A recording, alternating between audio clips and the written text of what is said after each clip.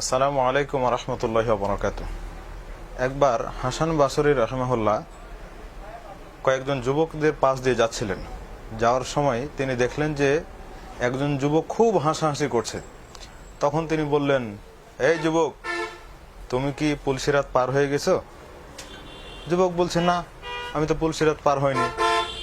তখন বলছেন যে তুমি কি জান্নাতে যাবে নাকি জাহান্নামে যাবে, এই ব্যাপারে নিশ্চিত? বলছে, না, আমি তো এই ব্যাপারে নিশ্চিত নই। তখন হাসান বাসরী রাহিমাহুল্লাহ বলছেন যে তুমি এমন ভাবে হাসাহাসি করছো যাতে মনে হচ্ছে যেন তুমি এখনই জান্নাতে চলে গেছো। কি জন্য এত হাসাহাসি, এত অট্টহাসি কেন? তো পরবর্তীতে এই যুবককে আর কোনোদিন হাসতে দেখা যায়নি। এমনটাই রাসূল সাল্লাল্লাহু আলাইহি ওয়াসাল্লামের হাদিস থেকে প্রমাণিত হয়। তিনি বলেছেন, লাউ তা'লামুনা মা আ'লামু লা বাকাইতুম কাসীর ওয়া লা যাহিকতুম কালিল। আমি যা জানি যদি তোমরা সেটা জানতে, তাহলে তোমরা বেশি বেশি কাঁদতে, কম কম হাসতে। আসসালামু আলাইকুম ওয়া রাহমাতুল্লাহি ওয়া বারাকাতুহু।